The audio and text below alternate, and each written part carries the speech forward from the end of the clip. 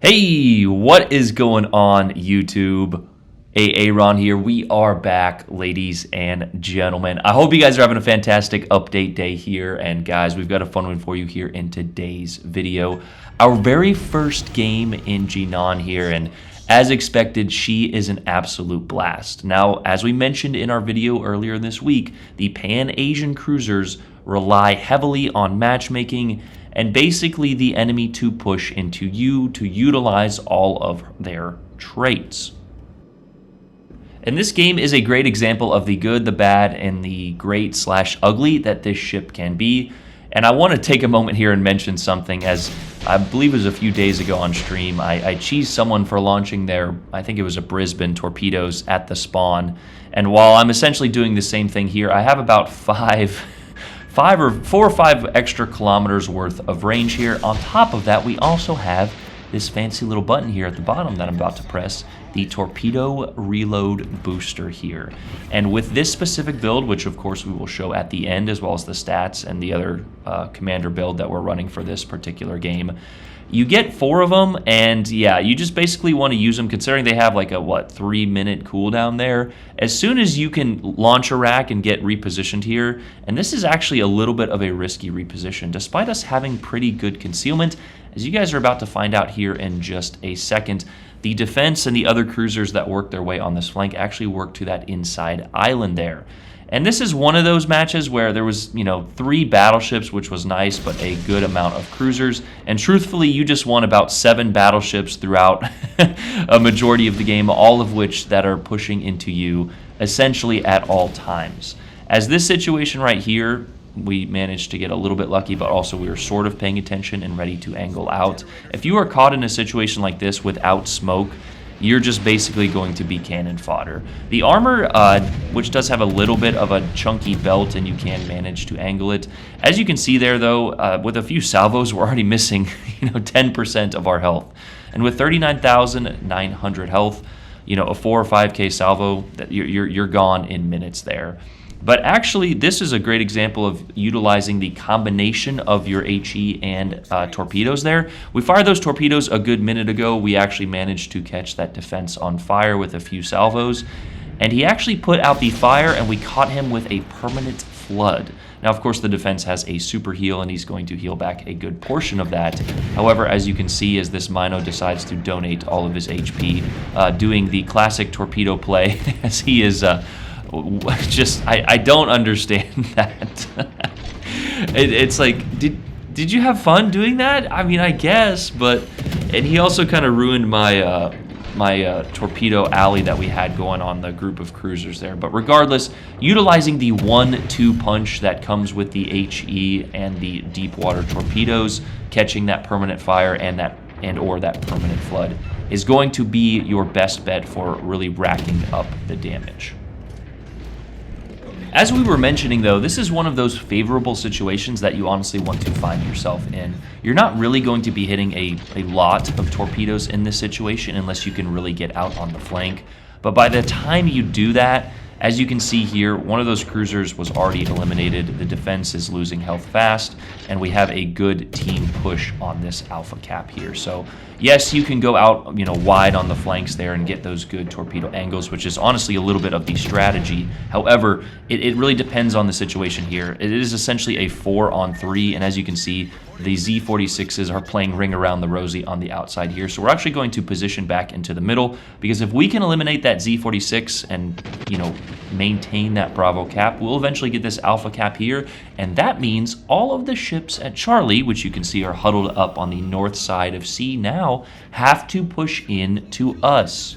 And not only does that favor our advantages, of course being our good concealment and torpedoes, it is also just a strategy that you want to utilize a good majority of the time. I don't understand why players don't realize that.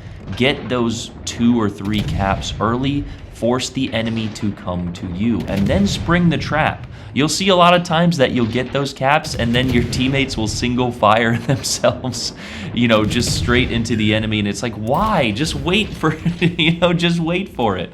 But there, with a little bit of focused fire and some good torpedoes from that Z46, the Z46 actually had a pretty good game. Our team does have a little bit of an advantage here. However, speaking about the second half or second third of this game here, this is the boring part, and this is the part which really relies on positioning and also highlights how ineffective this ship can be. Number one, when you're out of position, I could have pushed a little bit forward into alpha, but number two, when the enemy doesn't push into you or there's no one, within your range, right? We're sitting at sort of a measly 38,000 damage with 1 torpedo, 1 defend, and a few fires here. However, as we just mentioned, you notice all of those ships at sea. So what we're going to do is put our ship in a perfect position over here on the south side of Bravo, in between B and C, when these ships inevitably push into us. But continuing on with that, if your team is really aggressive and the enemy decides to kite away, you are not going to be having a good time in this ship, as we mentioned in that other Sejong video. The Pan-Asians really rely on a passive team and an aggressive enemy team to come to you.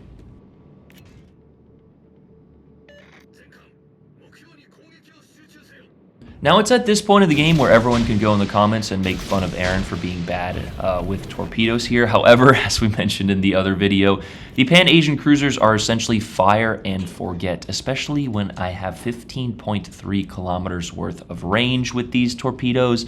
You just want to get them out. But here I should have launched all 40 of these torpedoes. You have 10 per side. You do a quick flip, you launch your Torpedo Reload Booster, and you can have 40 torpedoes in the water.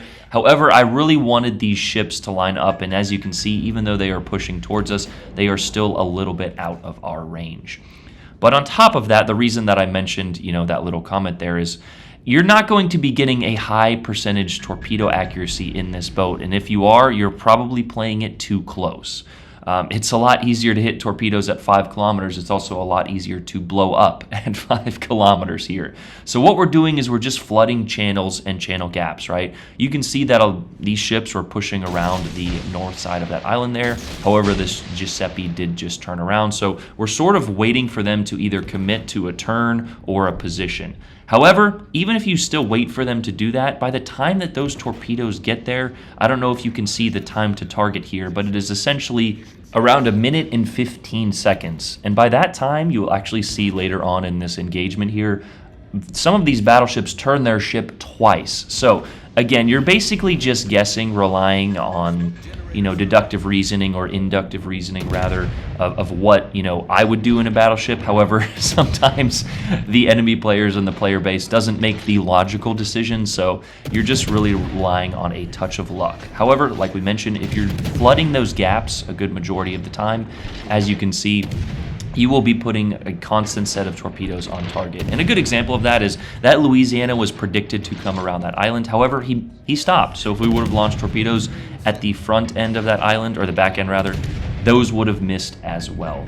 But again, you're just basically firing and forgetting, and then turning your small caliber guns on a target like, this Stalingrad here, which is in range. And that right there is basically what you want at all times. You want to fire a group of torpedoes, turn around and shoot another target, and then look back and say, hey, what did my torpedoes hit there? Typically you want to follow that up with, some spotting and some HE, but our Yamato on the very south there actually did the right thing. He was really low on health and he kited away, which drew all of those enemies towards us. He also lived, I believe, up until the very end. So while it may not be, the most manliest of plays, it actually helped our team out a lot. So a huge shout out to him and our Z46, as I mentioned earlier. This was one of those games where there's just enough good players on each team to make it fun in the last 5 or so minutes here. And hopefully you've stayed till this far in the video, because this is when we really start to rack up the damage. I actually have another game as well where we got a little bit more damage, but it all comes at the end of the game. And here's what I was talking about earlier. You can see that Giuseppe actually made a long push further south.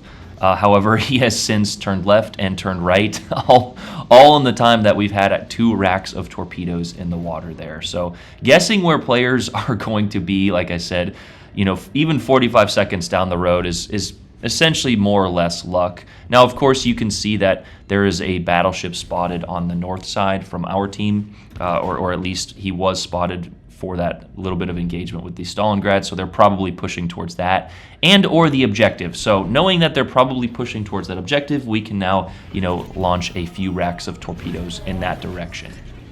Now, if there was more time in the game, I wouldn't have used my Torpedo Reload Booster there. We were about 30 seconds left with our reload, and that is when the Z-46 popped in our fully packed range.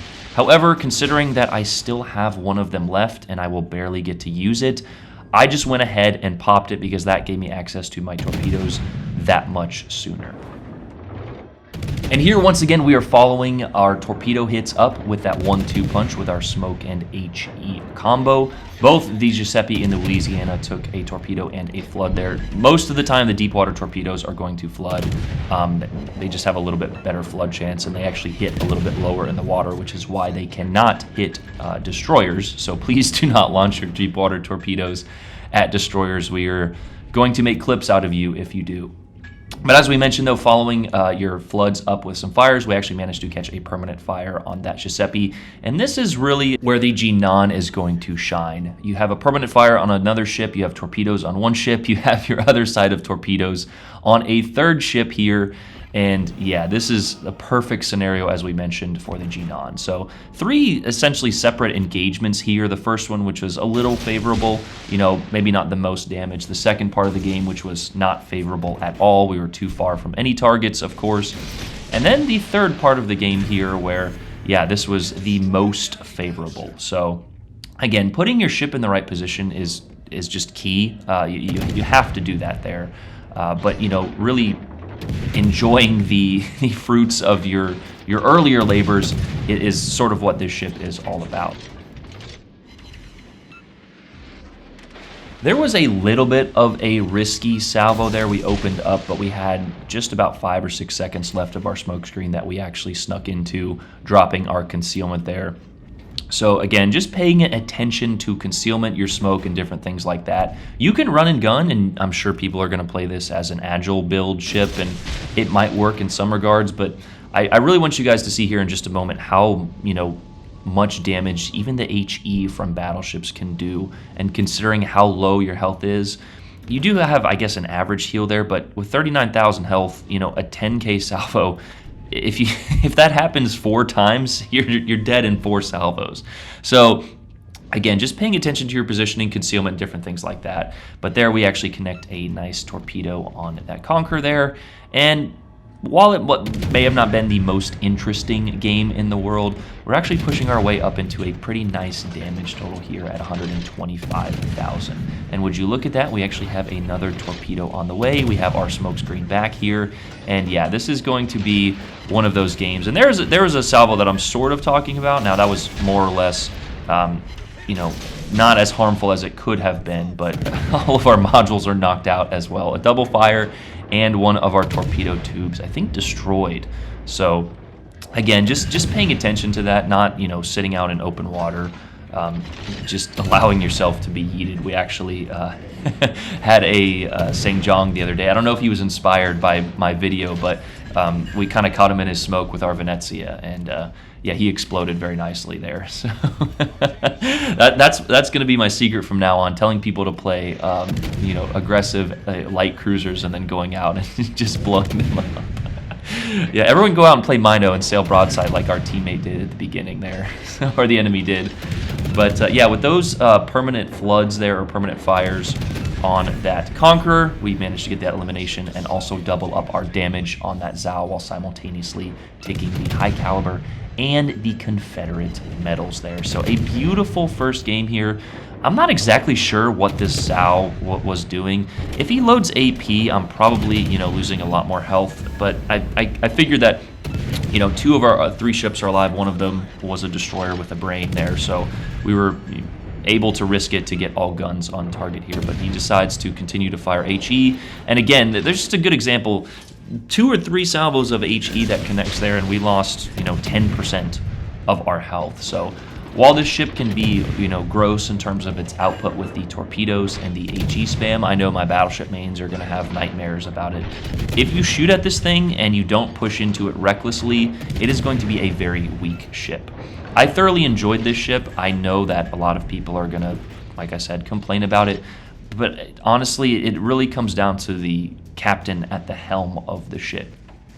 If you don't push blindly into this thing and you get a few caps, the ship is forced to push into you, and then you know it's coming. You shoot at it, even with HE, and it blows up. So, yeah, that's the moral of the story here. I don't want to overhype this ship either.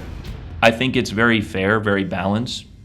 However, I think it's going to be a lot of fun, and in the right set of circumstances with the right captain, it can be insanely deadly here, as you guys can obviously see. A nice 176,000 there with a first place finish. Only 2986. We did get a few kills robbed. We didn't get any caps, and I think one defend there. So not much in terms of team play other than really damage output and positioning ourselves well. But yeah, that is the Jinan there, our very first game, and a beautiful first look at the ship here. But let's go ahead and review the modifications, stats, specs, and of course the commander guide here.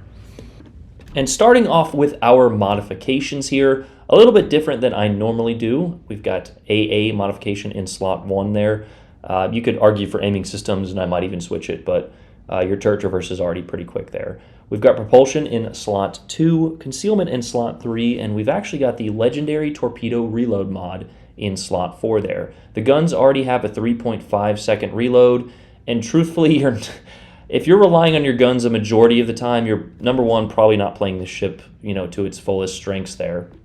And number two, you're not really going to be, doing that much damage. You do have access to some HE and AP, as well as those deep water torpedoes there. On top of that, you have your smoke generator, a nice 30-second duration there, as well as a 70-second dispersion time. The reload time is about 2 minutes there, so make sure you're playing or using those appropriately. Your heals, like I said, are average, not really getting much out of them, but they can help repair a good amount of your health because you don't have that much health. And here is the coveted Torpedo Reload Booster there, giving you the ability to drop up to 40 torpedoes in a few seconds there. Survivability, as you saw in game 39,900, you can manage it, and the armor we'll talk about in a second is decent at certain sections. 15.1 gun range there, 5x2 127s with a 3.5 reload and a 180 time of 4.5, which is why we didn't use aiming systems, and an 11% fire chance. I believe we have one perk selected from our commander for fire chance, so keep that in mind. 4x5, 533mm torps with a 96-second reload and a maximum damage of 19,000 there. Those torps do also have a 15.3 range and a 69 knot top speed. Keep in mind, I am running Gleaves and a torpedo-focused build, so these stats are going to be different, obviously stock on the ship, and of course we go over the commander in a few moments here. AA defense is 100, as you guys can see, and that is, of course, with AA in slot 1 there, mod slot 1, so just keep that in mind. The AA is pretty good on this ship, so you might even want to argue for aiming systems, whatever fits your fancy there. Maneuverability is pretty decent, 35 knot top speed, 670 turning circle, and a 7.7 rudder there. And your concealment is good as well. So a 9.2 detectability with Makawa and concealment module, as well as a camo. Our stats for one game, as I told you guys, 176,000 damage. Don't look at torpedo accuracy. And again, as I mentioned in game, you should just be sending these things out, fire and forget. If you get a nice hit, pay attention to the region you sent it in and start that permanent fire, or follow it up with a nice other spread from your torpedo reload boosters. Looking at the armor here, as I mentioned, you're a tin can. However, you do actually have some decent plates there, and you can bounce a good amount of shells if you can manage to get them on those plates. Now, of course, your bow is 16 millimeters. Certain cruisers can overmatch you at the tier. However, you do have a 32 millimeter sort of casemate protecting, I think, a 95 millimeter citadel there from all sides except for the top there. So you don't want to get caught with plunging fire, certainly, and you really just don't want to get caught, period. Even with that little bit of armor protecting your citadel and that little casemate there, you are going to get absolutely chunked, number one, by SAP, more importantly, HE, but also SAP. SAP is a little bit more relevant in this game than it has been in the past. So an average armor profile, all things considered, again, just you definitely want to utilize concealment and smokescreen, as you guys saw in this game. The Overlook, Repeater, Deepwater, and Modest Guns, as you guys can see here. I'm not sure why Modest Guns is listed as a con, because the Wooster, the Mino, a few other ships at the tier, the Colbert, also have the same caliber of guns. They just don't do as much damage as a good majority of those other ships. They have pretty bad pen values and a rather low fire chance, all things considered, for ships at the tier. Chen Shokun is our commander there, with Guerrilla Warfare as his main perk, which is incoming damage while you're in a smokescreen. We have Burn It Down XXL. You could make the argument for either Ingenious or Beyond Range. Whatever you feel most comfortable with in that slot, honestly, is going to work well for you. You could make the argument for Igniter, but we went with Blind Justice to increase our detectability as well as our torpedo range. Again, I'm sort of memeing with this particular build. This is not going to be the most effective ship.